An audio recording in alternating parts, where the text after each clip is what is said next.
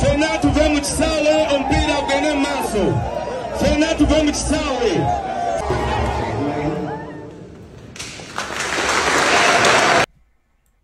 Mgundi kuli twali wano ne President Kyagulanyi.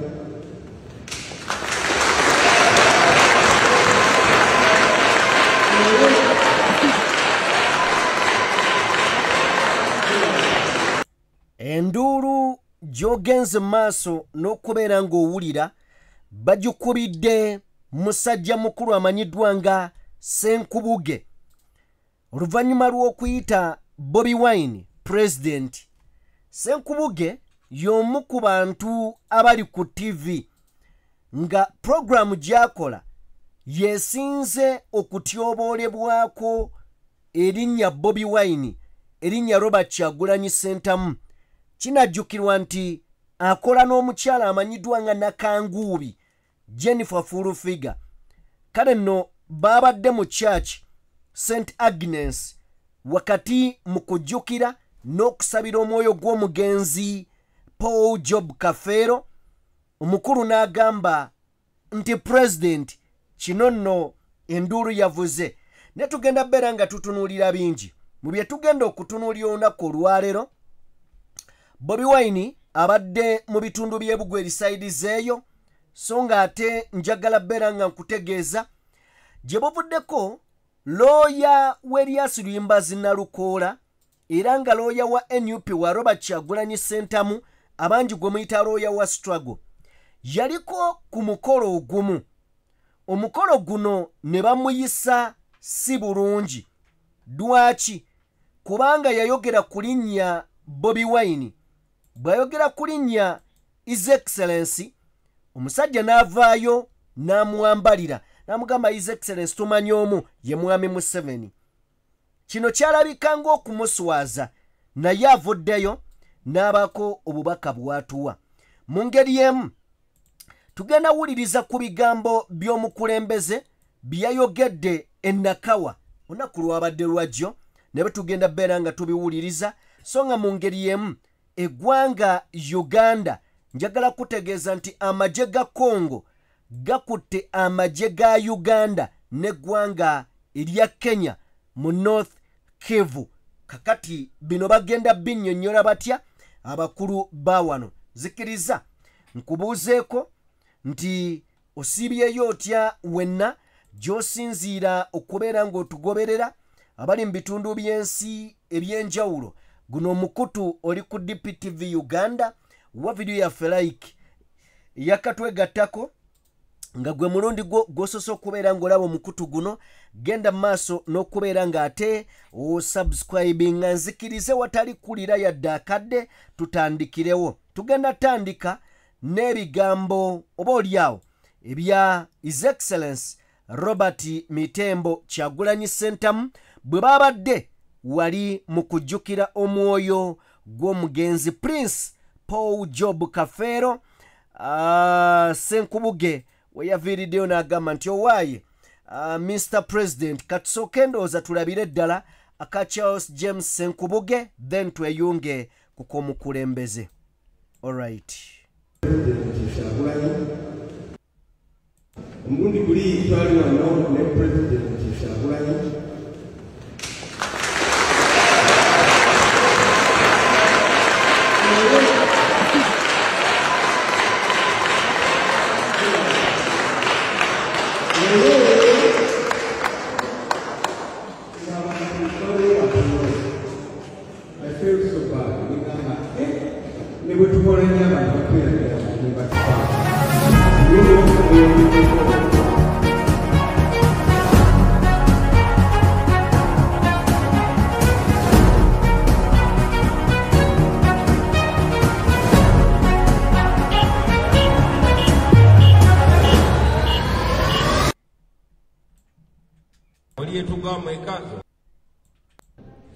So mbasaba baganda nga tonnakwata busente obutono bwe bakuwa kubanga atunyigiriza amanyi nti naawe oli muyimbi kakati nkole ntya amaze okudiringa ne banyintelekityo bonna katonda n'aleeta omubanda nga tamanyi kyamukolera n'anoonya bonna abawemuzi n'abawasente z'omusolo to the extent nti gavumenti yakwata bilioni 30 bilioni nezigabira ba artist okukakanya ba artist baagala teeka libagaggawaza si baana aboolubatu okuŋŋaanyiza naye n'ali ekaseese abenefitinge mu sisitimu gy'oba otaddewo ate ereme kuyamba just myezi egyo naye yambe olubeerera n'olubeerera bino tubyogerako boogezi baganda bange tweggyeko omusango era omugenzi baduka yagamba muli etugamu ekanzu omusango ogweggyeko babuulidde temusobola kwekwasa nti temukimanyi so nga tujjukira kafeero baganda bange twekubeko mitima tukirize nti Uganda ijja kubaawo nga tetuliiwo ne tujja kujjukirwa banaatujjukirako ki banaatulabanga batya abaffe guno omukisa gwe tulina kubanga ba artist tulina omukisa mba waggulu nga maliriza mujjukire nti mulina omukisa ogw'okola ebintu bibiri okusitula eggwanga lyammwe n'ekitone kyammwe n'abantu bonna oba okulibbika n'okuliryamu ebinyeebwa okusalawo kuli muffe okusalawo kuli mumwe basebo ne banyabo mbasaba mwefumiitirize nga muddayo bwayagala ennyo Paulo Kafeero ogambe Kafeero yandibadde proud n'endowooza yange ne contribution gye nkoledde eggwanga lyange. Don't be tempted to limbibwa abamu mumanyi okujja nga mutujubisa eyo ndi big 3 big 4 big 10 twalina Paulo Kafeero twalina Amani Basudde twalina ne Lord Fred Sebata babiri batuvaako naye bwe tusigaza embeera gy'alimu tuli proud gy'alina okubeera. Okay, ebigambo ebyo byabagambiddwa olunaku lwabadde lwajjo kale nno kiri eri ba artist okwefumiitiriza ne mulaba byabagamba bya magezi oba tebya butaliimu. Kiri eri gwe omanyi buli muntu avunaanyizibwa ku ntegeera ye era entegeera y'omuntu kyekyobugagga kye. Gweyinza okulaba nga Bobi Wine kyagamba tekiina makulu. Oyinza okulaba nga kyayogera tekigattirako tekiina nawe kikwatirako. Tofaayo. Gwe tokola byakola. Oligenda okuzuukuka oba okujjukira okwebika ng'obudde bukedde. Now, bwe yavudde awo yagenze butereevu. In fact nga tetunnavaawo. Waliwo omuwala bamuyita Azawi. Azawi muyimbi era y'omu ku bayimbi boyinza ogamba nti ddala bamanyi okkuba endongo. Azawi ono bw'owulira enjogera ye n'entegeera ye n'entaputa ye ku nsonga z'eggwanga weebuuza babbebe emyaka gye bamaze oba batugasa. Njagala owulirize ebigambo by'ono omukyala Azawi. Njagala tuwulirize ebigambo bya Azawi ffenna omulundi gumu sooke tumufune. Alright. Nze zituyamba nti oli yakera ku makya n'amanya nti bagenda kuntegeera nti bampadde 5 ekitegeera kati ne tukumanya kubanga era abasajja mu parliament mwennyini institutions zinene ezigoverninga ensi yaffe mulimu abantu abatulumirirwa naye because they don't have amaanyi ago ekitegeera like ebintu ebimu bikyusa nga bwe nkugambye you cannot be a man of a match in a losing team.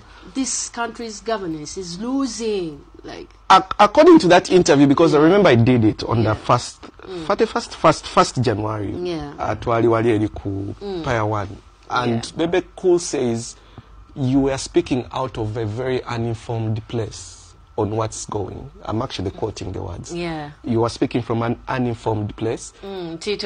Tomanyi nnyo bigenda maaso mu system eno, and sometimes you're just influenced to speak. So I need to understand why kubanze kati era nebaza music nti bwe nyingidde endongo eno mbadde exposed. Yes. Nti nkera ku makya ningendako Kenya. N'olaba.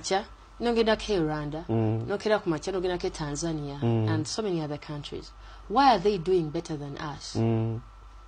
Rwanda to send the population, etusenza musolo, why does their city look much better than ours? Why does it look more organized? Why are the services better? Abayinza okuba nti tebatuukiridde nti nabo balina ebibalemeddwako. Naye why is it like at least ko ntolaba there's something. Yogena mu kibuga kyaffe kiwunya kiringa kasasiro kati like balinga abakulembeze baffe balinga bagamba batuyamba buyambi and they're very arrogant. Amateka tegakola oli mukongo ennaku zino nakowa but okay yes. Nabo, yes. Like, they don't care. Why should I care when they don't care? All right. Oye mwana muwala amanyidwa nga Azawi. Yes, Azawi byabuuza bituufu. In fact, ne byagamba bituufu. Nemwe mutera okuyitako mu kibuga Kampala. Man, otuuke Kampala nga ekikwaniriza mu kibuga wakati kivundu. At every corner that you go, waliwo wawunya. Nobuuza abakulembeze baffe batukoowa. Then bw'okubamu akafaananyi okusinziira ku mbozi yaffe nga bwe zeetambula n'obuuza kale Bobi Wine abyogeddeko. Where is Andrew Benoni Kibuuka? Aliwa. Siasa Senkubuge aliwa. To talk about these issues nga tebaliiwo. Oli ayimirira na full figure ku mpewo kujja kuvuma kola biki nga yebwe yeewugguusa bw'anyeenya omutwe n'otunuulya Bebe Cool n'ogamba kale ayinza okuba nga mu kuzimba omubiri ayinamu ne ku magezi gagattako nga nothing. Anyway, tetujja kubeera nga tuddukira nnyo but bane buli ayina kyasobola okukola akikole ku lw'obulungi bw'eggwanga lino, ku lw'obulungi bw'ensi yattu Uganda. Away from Azawi, nzikiriza tugende butereevu nnyo. Mu Bobi Wine bwe yavudde mu kyaki yagenze Nakawa. Nakawa yaweereddeyo ebigambo by'endowooza nti byabadde birungi, sina birungi wabula byabadde biwoomu. Kale nno wenjagalira onzikirize tusooke tufune ku speech ya His Excellence Robert Kyagulanyi Ssentamu. In fact nga tutunaba na kutuuka mu speech eno nzikiriza sookeko mu katambi kano Kakanso Sam Muyizi njagala kisooke tukalabe, njagala owulirize emboozi eno otegeere nti ensi yafadda. Wuliriza. Ndi munnamateeka nate abalamu ndaba mu kibuga omwo nga ndi ku komiti gyammwe egy'amasannyalaze n'ebirala nga bampita council wa struggle, naye ebyo si bye bindeese wano. Nzize kwebaza. Waliwo omwami antanudde ali omu ku abo abadde bakuŋŋaanya ebintu ba service providers. Nambuuza council okola ki wano? Nekintabula nnyo. Ne ŋŋamba ndowooza ndi mutuufu okusalawo okujja okwegatta ku bantu abalina okukyusa eggwanga lino, okumanya nti eggwanga lino tuli bamu. Kakati statement council gyakoze yeetaaga muntu ategeera ekibuuzo kye bamubuuzizza okola ki wano, kubanga omukolo nannyini waagwo wa NRM naye mukwano gwa kanso. Mu kubeera nga wa NRM naye mukwano gwa kanso kitegeeza yayisa ababa aba NRM n'ayita n'emikwano gye nga mwe muli kanso Muyizi. Kati ekyewuunyisizza omukuŋŋaanya w'ebintu kwe kubeera ng'alaba owa NUP ku mukolo gw'owa NRM n'amubuuza ononye eki wano. Kanso Muyizi agamba kino kinyongera ensonga lwaki nteekeddwa okwegatta ku bayaayaanira enkyukakyuka, because eno mentality ey'ebisolosolo nti ewali ow'ekibiina gundi tewatuulawo gundi ezimbiddwa mu bantu ba NRM tuteekeddwa gijjawo tumanye nti tuli bannayuganda. So tweyongereyo okumanya nti eggwanga lino tuli bamu. Nyinza okuba nga sigatta kala era eyinza obutagatta kuba mumanyi abatamanyi nze lawyer wa His Excellency Robert Kyagulanyi Ssentamu Kizza Besigye n'abalala naye byonna bye ngenda okukola byenkoppa ku Chairman Kayitana ze values zayimirirako. Oh, okay. Okay, honorable client wange.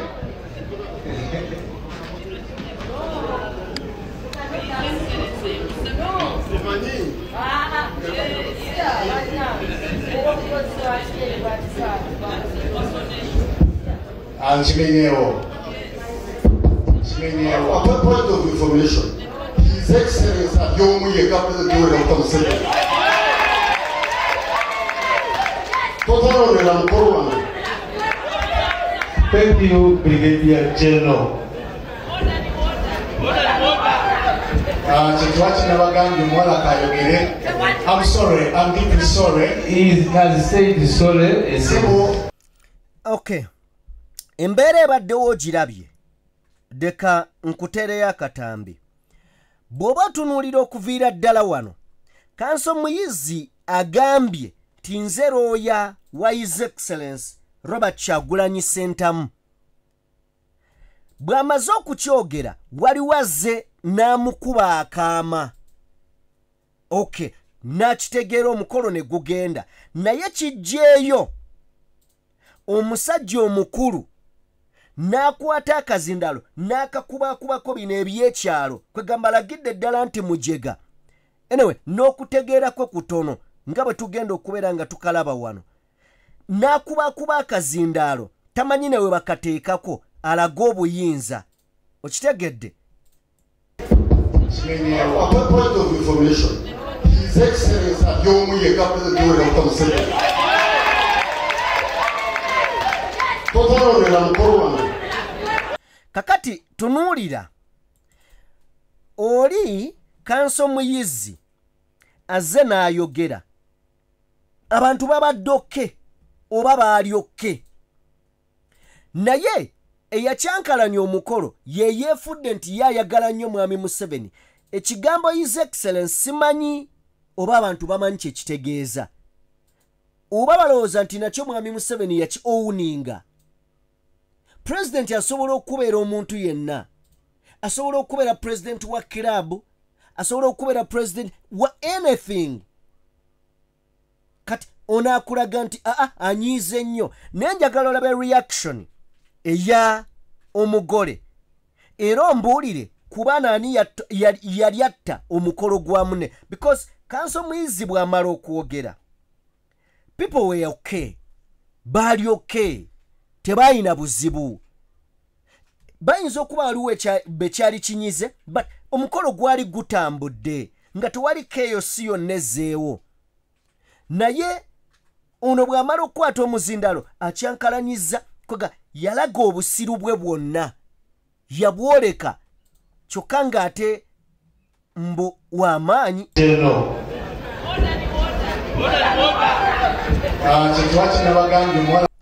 Ben njagala otunuulire abaali ku mukolo. Ono amugamba nti kwega kyakoze si kirungi. Look at laba omukyalo oyo amugawaayi kyokoze si kirungi. Abantu abamu beeswaza baleeta obwagazi. Kati ekyo kye bayita impunity mu ggwanga nti Kanso however much ye lawyer wa nannyini mukolo kyokka ate ye lawyer wa Robert Kyagulanyi Ssentamu mukama we. Omubuyabuya ye agamba totwonoonera mukolo azeefugugwe. Kati abakusirika n'atuula eri.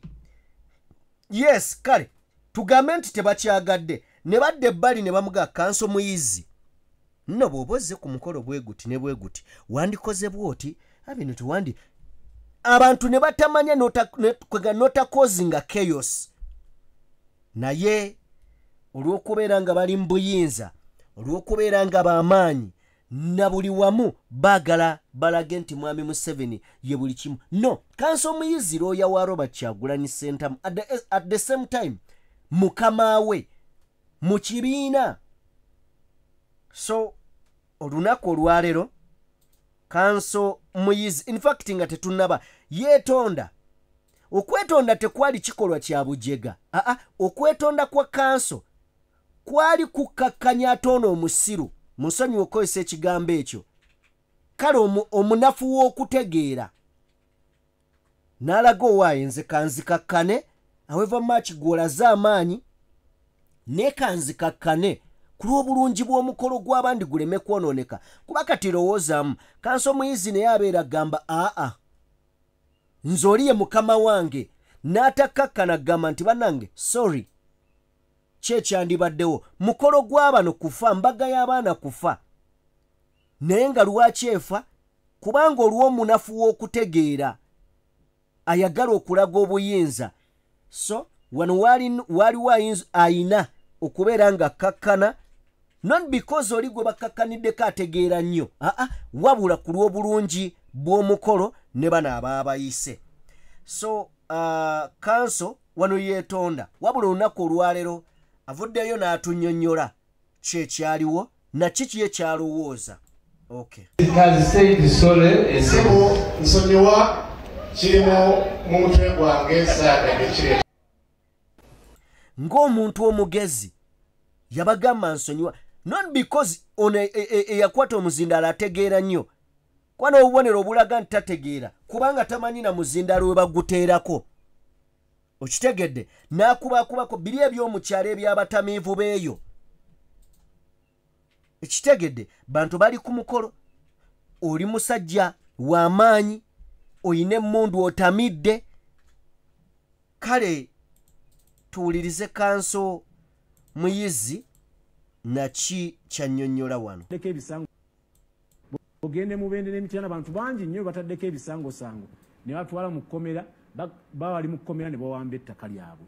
Kati bannamagye bafunye obuyinza. Bannamagye bafunye obuyinza bitwala by'essembabule mu kalulu k'NRM n'amaanyi ge bakozesa n'obusungu bakozesa ku munnayuganda beebo actually be nalabako nze kennyini obusungu n'obusosoze obuli bannamagye kaakati zinabutesitingako emabega kaawo nti n'okwogera obwogezi ekigambo His Excellency Robert Kyagulanyi Ssentamu embaga yaliko bajjeno yaliko baradisi nga 30 yali esatuukuse nti we nakwata akazindaalo n'enjogera ekigambo His Excellency Robert Kyagulanyi Ssentamu intolerance gye nalaba mu bannamagye ne mu baradisi RDC w'ekiruhula yali agambye nti bankwate era olw'obuntu bulamu olw'okuba embaga yali yakubuko kwe kugamba nti kale oba kibanyiizizza nkivuddeko naye kyekirimu nti nalaba obusungu obuli mu bannamagye nalaba obusosoze obuli mu bannamagye ng'ate babukola ku ffe ba civilian nalaba obutamiivu obuli mu bannamagye nti wali bannamagye abaali ku mbaga ndowooza 80% baali batamiivu. Kati otuuse omuntu kubanga tuli ku mbaga balina emmundu abamu balina n'emiggo kuba embaga kwaliko betuyita abalaalo ng'azze mu suuti nnungi ogenda okulaba muggo guwe embaga n'esatuluka lwa kigambo eki kuyita Robert Kyagulanyi Ssentamu His Excellency. Teebereza omuntu oyo ng'omuwadde etteeka erikwata ku opposition heading oyo ki ekinaamutuusibwako bw'ogende mu bende n'emityana bantu okitegedde.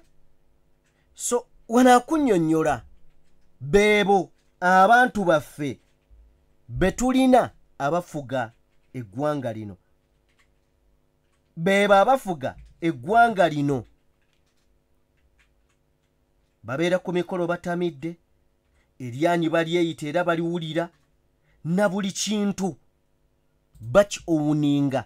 Anyway, njagala tuveeyo eyo bwe tuba nga tuvuddeyo nzikiriza tusooke olunaku lwaleero Bobi Wine abaddeko mu bitundu eby'Ebugweri sides eyo era mu byannyonnyodde annyonnyodde lwaki annyonnyodde dwaki yakyusa akakiiko k'ebyokulonda. Jjukira kaali kakulirwa Mase Walukamba wabula ne bamusikiza omulala. Olunaku olwaleero Bobi Wine annyonnyodde dwaki Mase Walukamba yaggyibwa akakiiko kano. Yaggyibwa akakiiko olw'ensonga nti yali asabye ng'ayagala kubeera nga yeegatta mu byobufuzi oba mu active politics. So yensonga lwaki yamuwummuza. Asobodde okubeera ng'ayogerako n'abantu beeno mu bigambo bye bino byayogedde. Katono nnyo mu ddakiika emu ne seconds.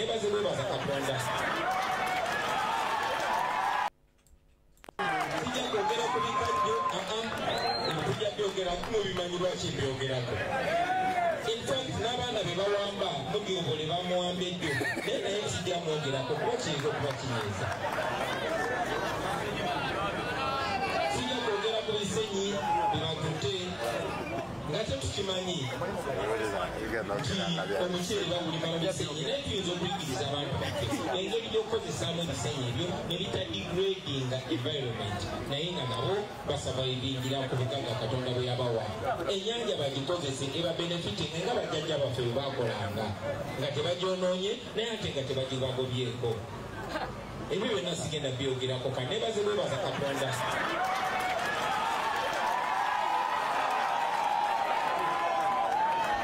Era mpozi nsabe ne Katonda akkirize abantu baffe nga ebimutwenga n'owamutwenga mudyobole be baawambye tetumanyi gye bali paka kati. Ffe abamu twabiwuliranga bulizi nga bawamba abantu mu bijini ziri era kyekyazigisaawo naye ku mulembe guno tetubisoma tubirabako naye nga nabyo sijja kuyogerako. So nga waggulu nja kubeebaza olw'okkuza n'okulabirira n'okulonda manjeeri. Tugenda mu kulonda 2026 kubanga ffe tetuli violent. Eddoboozi yaffe twekalulu ate nga kakola. Tugenda mu kalulu ke bayita protest vote nga tuwakanya embeera embi. We are protesting against injustice nga tuwakanya ekiwamba abantu nga tuwakanya okuwamba ebikajjo byaffe nga tukayanira ennyanja yaffe tukayanira ebisenyi byaffe tukayanira emwanyi zaffe. Koze nagambye sigenda byogerako. Ebyo mbivuddeko kali tubiddeko kali. Naye akalulu ako ke tugendamu everybody matters. Omukadde w'emyaka 9 n'omuvubuka w'emyaka 18, omukyala n'omwami, omuto n'omukulu, buli omu ali important. Bannange twamala kwegatta ne tulwanyisa siriimu naggwaawo kubanga twatulanga ku mmere n'obulira abaana bo amazima. Bwe mubeera wali ku ludda oba mu kasitensi nga mubulirama.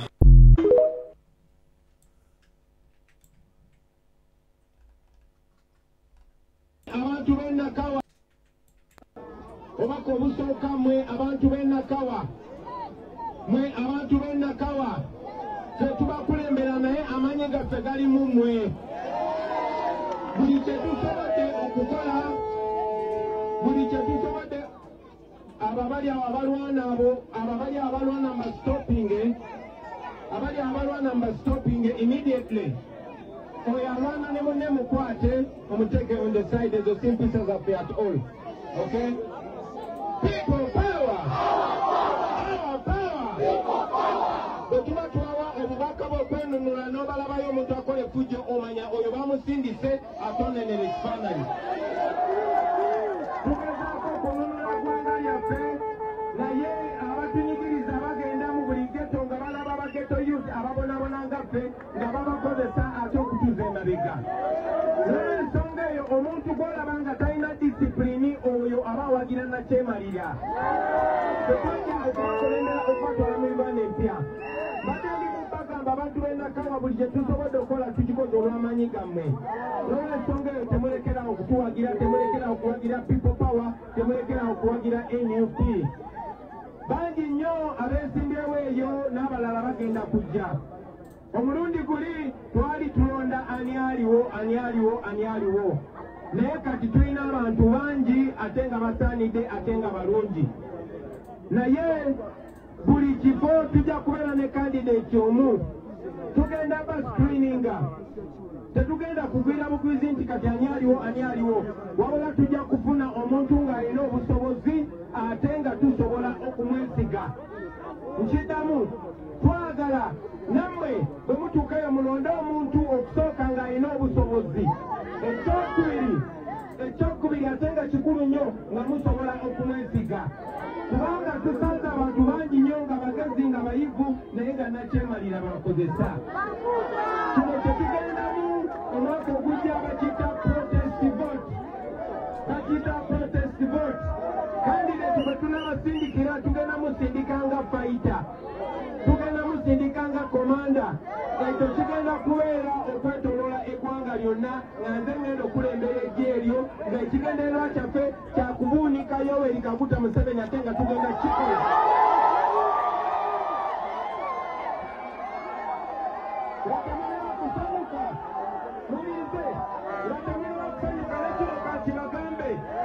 manyi bulungi nnyo nti bwe tunakwata obukulembeze bwa Uganda tusobola okukyusa ebintu byonna tugenda kukyusa amalwaliro tugenda kukyusa amasomero na byonna naye tetugenda kifuna nga kyangu buli wolwanyisa obulyazaamaanya n'obulyazaamaanya bukulwanyisa buli bwolwanyisa obubbi n'obubbi bukulwanyisa buli lwolwanyisa obwanakyemalira n'obwanakyemalira bukulwanyisa saawa zino baganda baffe bangi bali mu bawamba abalala bali mu batemula abalala bali makomera ba edi mutwe banowa mutwe n'abalala ekyo tebakikola kubanga balina amaanyi wabula bakikola kubanga banafu batutya mulemereko ekisembayo ky'abaana bato abali wano abaana bato abali wano abaana bato abali wano mumpulya bulungi nze nalinga mmwe ng'omupiira ngusambira akataka bali ekamotya tukuze ne tubeera bwe tuti twagala mubeere n'okukkiriza twaba bakulembedde ensi yaffe tujagala n'ebizibu byammwe tubimanyi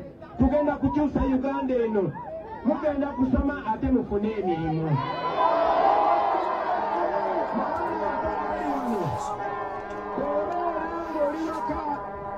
njagala mukole bino ebintu wammanga ekisooka muwulirize bazadde bammwe ekyokubiri mwesige Katonda mu ddiini yonna gy'osoma ekyokusatu mubeere n'empisa muwulirize nnyo abasomesa bammwe temugezanga ne muva mu ssomero yenna essuubi lya ebigambo ebikulu eby'amagezi eby'ensonga ng'ebyo Bobi Wine byawadde abaana abo omanyi kirungi nnyo ntera obbagamba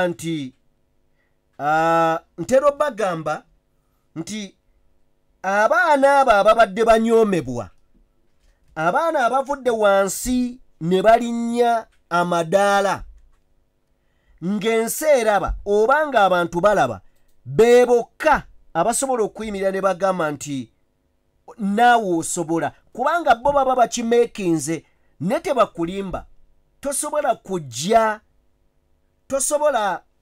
kujja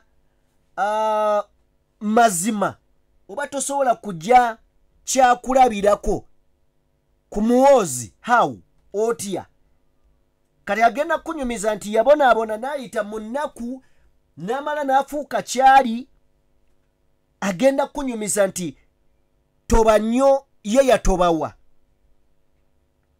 abaana abaakula nga balya zibbaga ewaabwe tebasobola kuyimirira ne batunyumiza ne tuwulira wabula abo abaayita mu mbeera ey'okunyigiriza ne bamala ne basakisidinga eyalemererwa talina kyatugamba naye yasakisidinga yalina otuwa obukodyo tactics engeri gye tulina okusakisidinga mu nsi naye mu muwozi yakuwadde ayi ku ddiru ki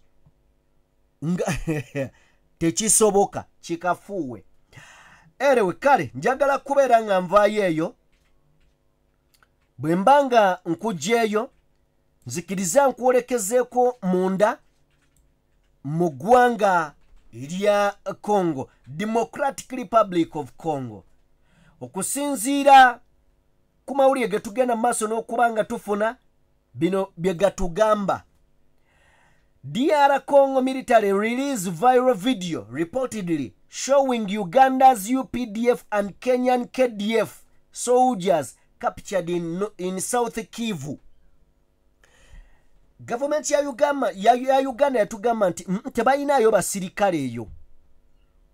Kakati bakwatiddwa bolengera ku miguwa maje ga Uganda n'aga Kenya agagambibwa mbu gabadde gayambako abayeekera ba M23.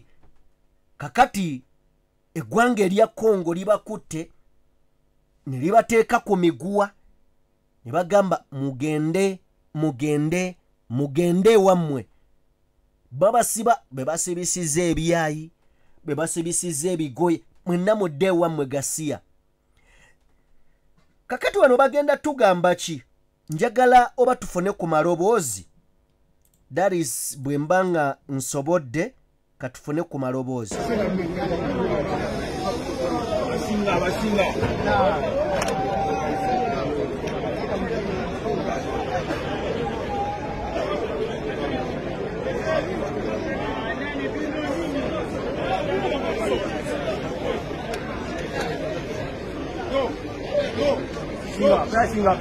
Singa ya.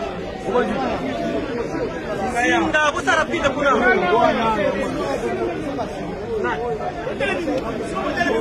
Oh, bawe. Bana mena se fanga. Mwamba. Singa nano efate bapanda.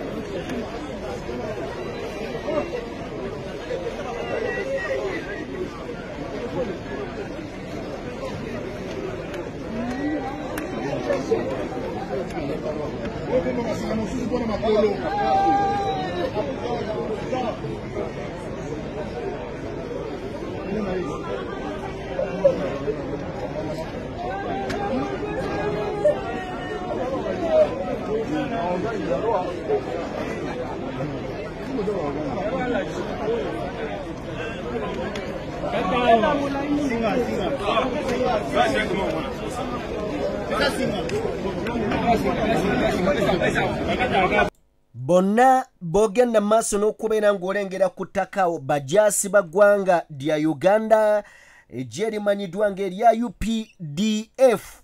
General Muhoozi lyagamba nti ly'eggye oboolyawo erisinga amaanyi ku lukalu lwa Africa, ly'eggye erisinga amaanyi wano mu Africa. Eggye eryo ly'olengera balisibisa na biwuzi.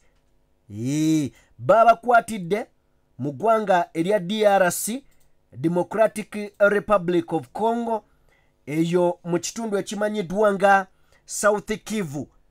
Yes, jukira nti Congo ebadde ebonyaabonyezebwa abayeekera ab'akabinja oba ab'ekibinja ekimanyiddwa nga ekya M23 era nga kigambibwa mbu Rwanda ebadde eteeka ssente mpitirivu mu bayeekera bano okusobola okumaamulako gavumenti ya President amanyiddwa nga Kisekedi.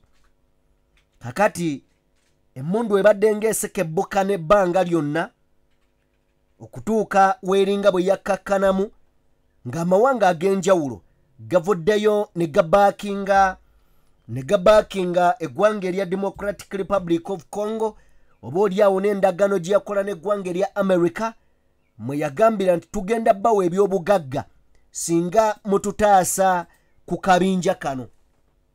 Okuva bwe baakola endagaano zino n'eggwanga erya France lyajja lyegatte ku DRC disobole okubeera nga difufuggaza abayeekera. Tetumanyi General Muhoozi yalulimu nnyo nnyo ng'agamba bw'okwata ku Rwanda oba okutte ku baganda baffe, bw'okwata ku M23 abo baganda baffe, kitegeeza oba olumbye Uganda. Kakati tetumanyi Congo yo baagiwamba oba tebagiwambanga. Awo nze naawe amaanyi ge mutugamba gali wanga temwa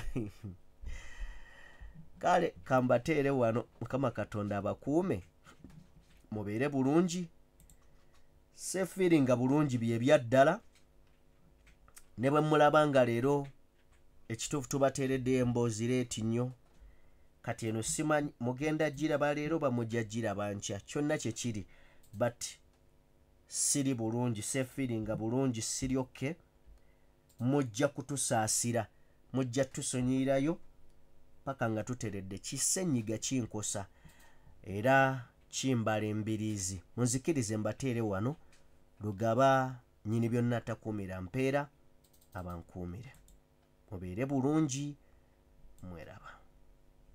All right.